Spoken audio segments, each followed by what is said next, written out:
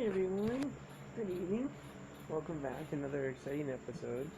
Alright, well tonight we're going to be just going over, I was looking at my old live well cooler and I used to fish a lot with pinfish and live shrimp and, finger mullet, and things like that a lot when I first came down here to Florida from up north. But I'll tell you what, for all the years I have been using live bait, especially during the mullet run that's coming up this year, especially when I'm purposely signaling out some pinfish on the beach for the shark rods.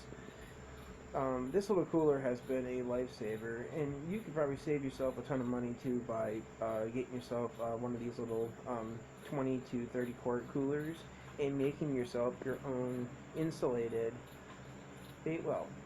And it's really easy to do. All you have to do is get the cooler, and if you've gone over and seen our other videos, you can understand why these little squares are cut here in all of our coolers. We have these in all of our coolers because what we do is we go the extra mile and we actually fill these lids with foam. And if you've seen our other video, you'll explain exactly how we do it. And if you have any questions, just feel free to comment below, and I'll be happy to help you all the best that I can.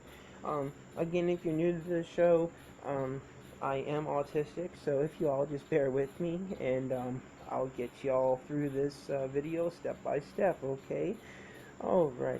The first thing you're going to want to do is get yourself a little cooler like we've discussed. Any cooler you can use. You can even use the bigger ones that we use to keep our fish in.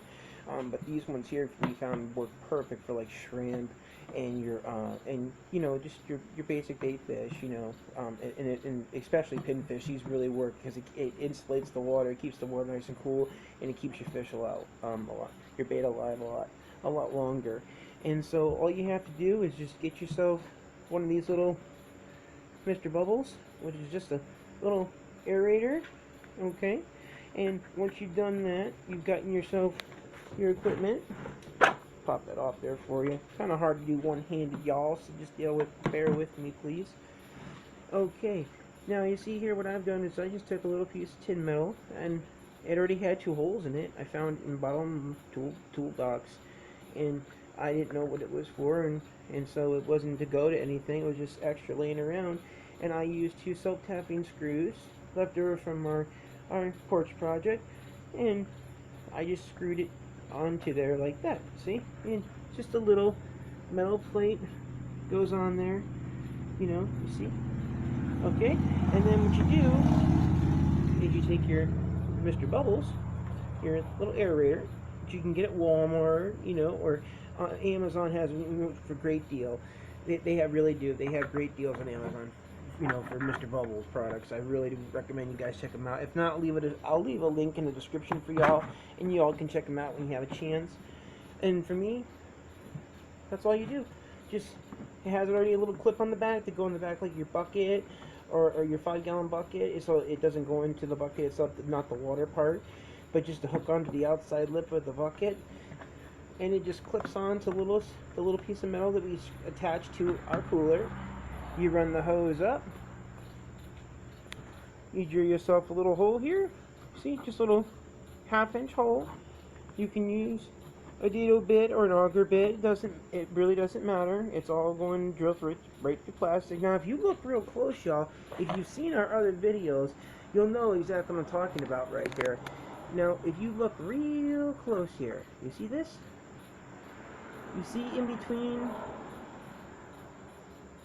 the plastic of the cooler there? You see that? That's foam. That's from when we fill our lids.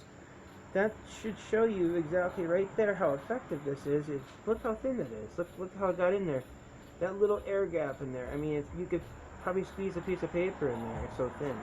But anywho, that's pretty interesting. I just wanted to go over that. Now we were talking about what size hole we use to drill to put our air rock through.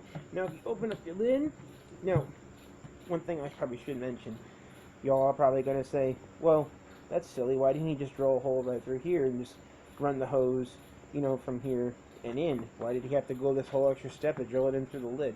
Well, this is going to be your live well, and if you were to want to take that little shortcut right there, well, you best make sure your hole is up high enough where it's not going to interfere with anything here, because wherever you put that hole there, that's going to be your new water line. Because no matter how much water you put into this thing, it's always going to go down to that hole. It's going to stay there, because that's the new water line. So if I were to drill a hole through here, the water would just keep coming out, and I've only have about this much to keep my pinfish in. So it really wouldn't make any sense. So we had to run it up this way and through the top. And if you look here, when we pop it open, you can just see that the hose comes down just like this, and it just lays in the water, and the bait fish swim around in there. And that's all there is to it. And it's so simple to pack up too, especially on the beach when you're tired, and you especially after a long day and you're really tired and the heat's gotten to you. It's so easy to and compact, because all you have to do is just close your lid and take it by your handle and carry it right off. It's so simple.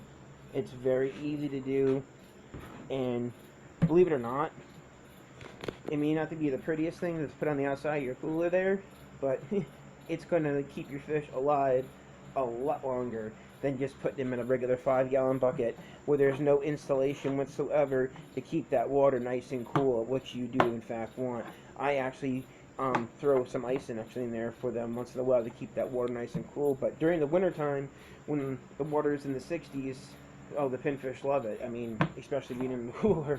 And the ones that I don't use for fishing, y'all, and I really encourage everyone to do the same thing. Especially if you're fishing with live bait and you're done for the day and you have live bait left, either freeze it and use it for, dead bait down the road, or go ahead and release them back into the wild, because it just helps.